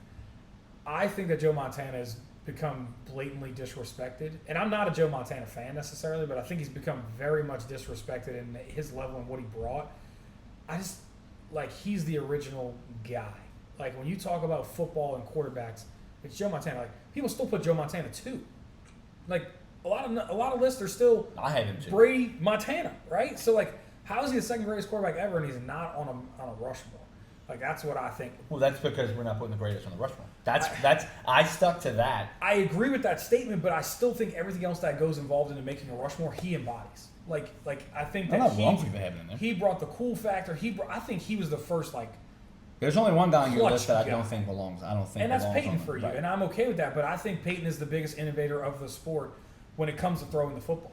I think Vic is the greatest innovator. I think Manning is the greatest innovator of throwing the ball. I think that it is exactly what it is today because of Peyton Manning. I think that he pushed the sport forward further than anyone else from the quarterback position. That is what I think. I think you only have it like Marino. You can talk about, and I understand the point of it, but the game didn't change because of Marino. Like Marino was the anomaly, right? Almost like Vic was, right? Like in a sense, but like Marino's the anomaly. No one changed what they were doing based on Marino.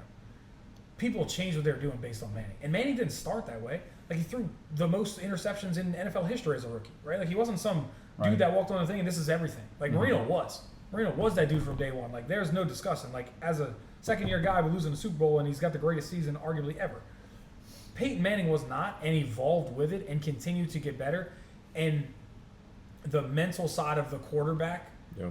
is because of Peyton Manning. And I have him as my alternate with Unitas because I think As the originator. Yes, I think he is everything you're saying. Yeah. Makes him the next Unitas because Unitas takes it from we're going to run the ball 40 times a game, we're going to throw it 10, to we're going to run it 30 and throw it 20, Right. or 40 and 30, whatever you're going to. He changes and makes quarterbacking what it is: the 5-step drop, 3-step drop, 2-minute drill, all those different things. Manning does that again.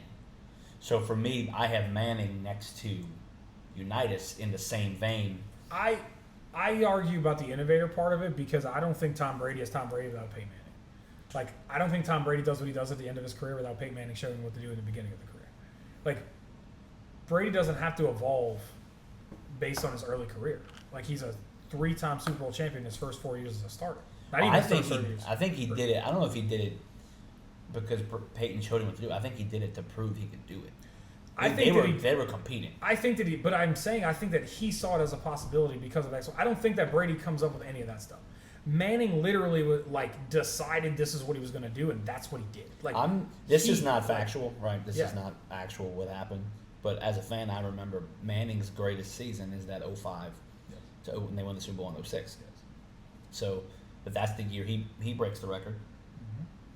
All 48, I think, was the touchdown total. Yes. Well, the following season, 2 years later.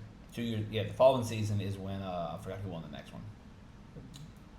Brady breaks his leg the next year. I was at the After year. yeah. But then they go get Moss, and all of a sudden Brady turns into this statistical freak of nature and does everything that one season. The greatest football team ever. Probably. That's what I think. And the people Only other name I want to mention is where I have Dan Marino. I have Drew Brees. So I didn't mention any of my runner-ups. I'm shocked that your guy is not on one of your lists, by the way. All-time talents, Brett Favre has to be on that list. Brett Favre's the alternate. Okay, I have behind honorable Tom mentions. Brady. That's where my honorable mentions are. My all-time talents, we have a couple of those we'll just talk about. All-time talent, my honorable mentions is Dan Marino, who is not on my Mount Rushmore, who we talked about a lot. Brett Favre is the other one. Again, one of the Honorable greatest mention. guys Peyton's and my other one. strong. And my other guy is John Elway. Like, I think John Elway is one of the greatest talents and also very disrespected. Like, the things that dude did, he didn't win enough early in his career, so people don't give him enough credit. But he was the original Dan Marino as well. Like, he came out at the same time, and they were doing very much the same things. Like, he just didn't win. So what I would say is you're looking at it right now. I think you literally have Dan Marino in what Pat Mahomes was. They're struggling right now. And I think what John Elway was in 1985, 1995, I think Josh Allen is in 2025. I think they're very similar players. The way they play the game, the mobility, the toughness, the the rocket of an arm, but hasn't won yet. Yeah. John Elway didn't win till the twilight of his career. Correct. He won the last 2. Right. So that was my all-time talent. So that was the preservation, I think, or the Yeah, Favre's an honorable mention. I got Peyton as honorable mention too. yeah. And then preservation, I have Drew Brees and Dan Marino. So like to not have a Rushmore and not talk about Drew Brees, I think is insane. Right. Drew is everything you ever want in a quarterback. That's what I think.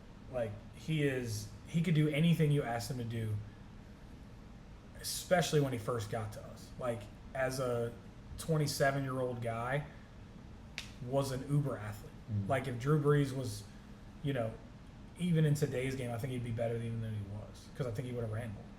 I really do. Like he was an athlete. Like he was an all-state baseball player. He got drafted. He was an all-state basketball player. Like he could do all the things. So like I think he'd be a better athlete than what he was given credit for at the time. Now, Rat's been quiet for like the last hour, and it's falling asleep over here a little bit. So I want to throw this at him real quick, and we could just chop it up. But we've got guys that are honorable mentions in the conversation, things like that. Who active do you think belongs? When they're finished of being in the conversation, there are obvious ones. We know who the obvious ones are, right? But who do you think is Mount Rushmore discussion worthy from the current NFL? Like as far as replacing the guys listed, or just Or being listed with them, right? Like You can't have more than 4. It's a Rushmore. no, but you can have the alternates. So Yeah. my Vic alternates Lamar and Fran Tarkenton. So I already have Lamar on mine, Yeah. right? Trajectory wise, though. Mahomes is obvious. I feel like he wins another 1 or 2. He can replace for GOAT status. Mm-hmm. I think there are a few. I think it just depends on what the trajectory looks like. That's what I'm saying. But this is you gotta put chips on. Lamar a name. obviously is in that conversation. No, he's already the For- all-time leading rushing quarterback. Right. So like to be the best dual threat quarterback ever is a pretty big statement. I don't Yes. know if he's quite there yet. Especially if he can Because put it all together and actually win a ring. Correct. That'll Correct. I don't. catapult Yeah, that's kind of what I'm his You know saying. what legacy. his career reminds me of Steve Young. Yeah, but he's a lot better than Roman. I mean, No, I'm saying I'm not saying Yeah, yeah, skill wise. yeah, yeah. I'm saying like career trajectory. Yeah. Dude kept hitting. He ran to the Cowboys. Yeah. He kept losing to the Cowboys, and then finally gets through. They got the whole thing. They're pulling the monkey off his back. Yeah. Finally gets it done, and the whole league was like freaking right. Steve Young finally gets a ring. I think it's this year. I think when Lamar gets the ring, I think everybody's like, he finally gets his ring. That's freaking awesome. Despite what the people in the NFL think, I think about Lamar. Yeah. Yeah. Give me a hot take. Who give me a guy that you'd be surprised would be in these conversations. Would be? Yeah. Like somebody that maybe you wouldn't, like a guy that you wouldn't think, or they wouldn't think you would pick, a guy they wouldn't think I would pick. Same for you. My hot take would be. Oh, I gotta think. You gotta give me some time. I didn't really think about that. That's the whole point. I know, but I think a hot take is Justin Herbert. I literally is the first guy that popped in my brain. I'm not kidding. Like, Mine too. and That's simply not who I'm because, taking, but he definitely is in the list. like Yeah. simply because I know Brandon throws this out a lot. Like his numbers are really, really good early in his career. So like his numbers are gonna be there Yeah. if he can find ways to win and start getting better. It's the mental toughness for me. Yeah, I don't think he's gonna get there, but it wouldn't. He's the talent guy. is there. The He arm talent without question. He possesses everything to be there. Can he find ways to win, and can he find ways to elevate himself in an era where he is forgotten about? Right. Because there are 4 guys listed above him at all times, Well, and then arguably there's a 5th. but who does that remind you of on this list? Dan Marino. Yeah, but I don't think so. Dan Marino's different. Dan Marino was never listed below people on an all-time list. Like Dan Marino, when he was going through it, right? Like he was playing in the 80s and 90s, right? It was Elway, it was Marino, it was Montana, it was Young, it was Aikman, right? Like those are the guys. And then Favre, right, becomes that. Mm-hmm. Who else is there? No, I understand. So like my difference is the list. Every one of those guys won. Warren Moon was in there too. Yeah, okay, but I'm saying like he's ahead of Warren Moon because Warren Moon didn't win, right? He was ahead of Elway because Elway didn't win until the end. right? I don't know who's ahead of Elway because I went to 5 championship games. Whatever. We're that's fine, but he's in the conversation. You could argue that he's ahead of him, below, whatever. Yeah. The only guys that he was never put ahead, realistically, is like Joe Montana. He was ahead of Steve Young. You know what I'm saying? Like Montana and Aikman are the 2 people that are probably above him because of the winning. Right. But I don't even know that Aikman was ever rated above him as a passer, like as a quarterback, right? No. So like, but I'm saying as a quarterback, Lamar's consistently above him, Burrow's consistently above him, Mahomes is consistently above him, Allen's consistently above him. He does not crack the top 4 ever at this point. And the argument becomes now Jalen Hurts. Well, is see, he above Jalen Hurts? That's my pick, hot take Rushmore, because this is the reason why I think Okay. He's the inverse of Lamar. Like relatively pedestrian regular seasons, but when it comes down to actually winning the game and playing your best when it matters most, is Jalen Hurts. right, and I think he's on a team that what they're doing right now, GM wise, ownership wise, they are going. They're right after the NFL. They're going to keep making moves to stay relevant, regardless of what happens to the team. I agree. And so he's going to be. I think he'll be in a position to win a bunch. Will he win a bunch? I don't know, because that so much has to go your way. But I mean, if he gets to, I mean, how old is he? Do you know? 26. How long has he been in the league? His 4th year, 5th year? What is this? He's older though. I think he's 27. yeah, I was So gonna he's say 27. This is his 5th season, right? I think year 6. 6. This is his. No, it's not. This is what really matters. He's been to 2 or 3 NFC Championship games. It's been a 3. First year was 2020.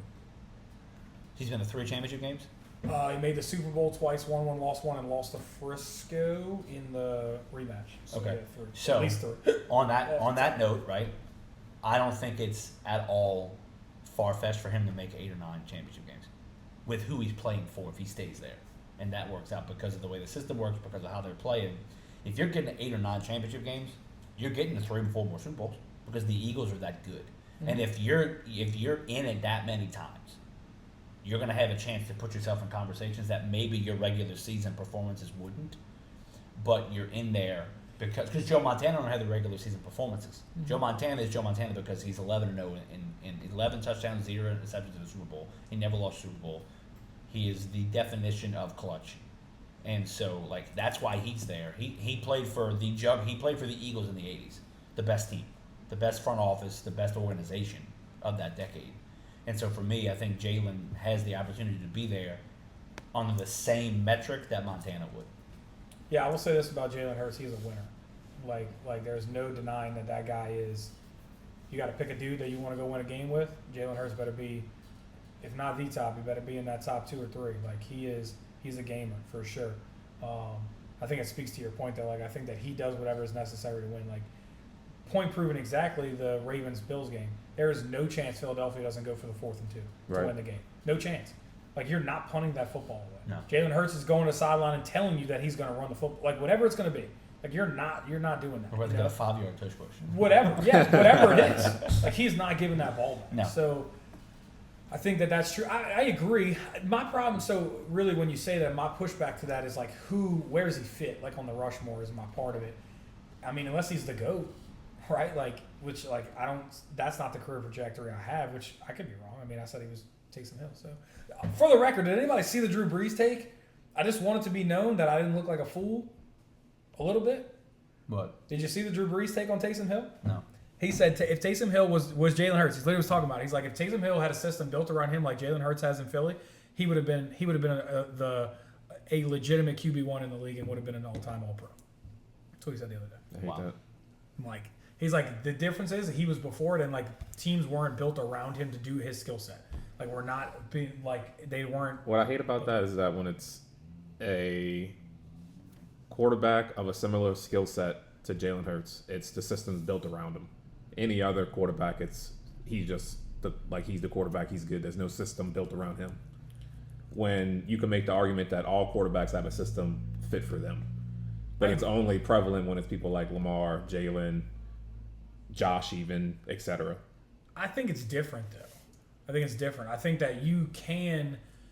So 2 things. One, Jalen Hurts and Lamar are proving it to be incorrect, which is fine. Like I think that's why you have to admit that, like what it is. Like I have always said your best attribute has to be your arm. Like Jalen Hurts' best attribute is his legs, and so he won a Super Bowl where it's not. But I think that you have to build the team that way. There are less ways to build the team correctly with that skill set, if that makes sense. Like, you have to build the team. No, I understand the argument in saying so, but I would push back to the argument and say that all teams build their system around their quarterback. But we only make that comment when it's quarterbacks of the skill set of Lamar and Jalen. Well, because I think the quarterback that throws the ball, the system is different. Like the system is still catered to them. But the position is the position. It's like saying that the system is catered to Saquon as a running back. Like, that's just not true. Like, the system isn't different for Saquon as it is for Jahmyr Gibbs, right? Maybe a little bit, but because we're going to go outside run versus all the runs, right? Like, I think you're talking about, like, the quarterback position is to throw the football. So, like, quarterbacks of that elite level throw the football. Right. And they have a system tailored to their skill set to throw the football and win games. In the same way that the skill set of Jalen Hurts is utilized and built around his skill set to win games. I just disagree. And that's okay. I just think that it's not. I think that you're looking for a way to like. No, that comment annoys me, and not from you specifically, just in general. No, I know. Oh, and it's only Lamar and Jalen. The system's built around them, but no other quarterback in the league has a system tailored fit for them. But I don't think the system is built around Josh Allen. Like, I think that is. I think by essence of being a quarterback, it has to be built around you because you're the most important player of the team. But I don't think it is. It's tailored to your skill set. But what do they do for Josh Allen? The only thing you could argue that they give Josh Allen for his skill set is the tush push, right? Like, if it's a close yard situation, he goes quarterback power. But, like, that's not. I don't think that's a system. Like, quarterback power is not a system to me. I would push back again to that and say that all teams have a system. I think that's probably the difference is. Well, I think think that all teams have systems. Let me try to parachute. I think maybe this makes sense a little bit. I don't know. I think the point being, Allen's system, Herbo's system, Mahomes' system, Goff's system, Stafford's system, all of those dudes can go to all of those systems, all of those offenses, and because it's built on throwing, they can do a bunch of different things. I think the challenge is that the question becomes, can Jalen, I'll use Jalen because everybody thinks I hate Lamar. Just for the sake of conversation, I just picked Jalen to be on the Rushmore potentially. Can you put Jalen in Herbert's system and have him, or let's just do this, take the game the other night. If I'm correct, I could be wrong on this, we have to double check it. I think Lamar has 19 passing attempts. 14 of 19. Allen has 46. Correct. Can you flip it? If you flip that and you let Lamar throw 46 times and Allen throw 19, are the Ravens as successful if you ask Lamar to throw 46 times?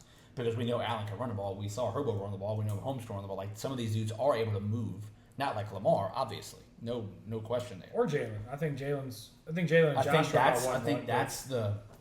that's the difference where I think the interchangeable aspect of the quarterbacks, because of the arm strength, there are more things, more schemes, more options in the offense that you can do. When the legs are the issue, not the problem defense have to worry about, there are less historical schemes built that way. So it's more of a custom one-of-one scheme versus, hey, we're going to go look back at what the Chargers did in the end of the 70s because they got some stuff because we got a quarterback that can throw it like Fouts. Nobody knows who Fouts is, but it's 50 years ago. All of the tight ends we see today exist because of Kellen Winslow, who was a starting tight end for that Charger team. So, like, all of that stuff goes on. Mm-hmm. You can't go back and do that. So Vic's the only guy, but they barely build a system around him. So I think it has something to do with, it is custom to Lamar, not because he's limited, but there is no historical precedence to go to. The league hasn't been built around running quarterbacks for 50 years. It's built around the quarterback of the arm. So I do think the system is catered to them more so than another traditional prototypical passer, due to the fact that what they're doing is so new. If that makes sense. I think that lands in the middle. I think it's semantics. Like, again, I would say that all offenses are tailor fit to the quarterback that they have, regardless of who it is. All offenses have systems. All quarterbacks fit in those systems to give them the best possibility of winning a game. But it's only because these, like, running quarterbacks are lesser percentage of all quarterbacks, they're like excluded in saying, "Oh, that's the system for them. We have to tailor fit the system for them."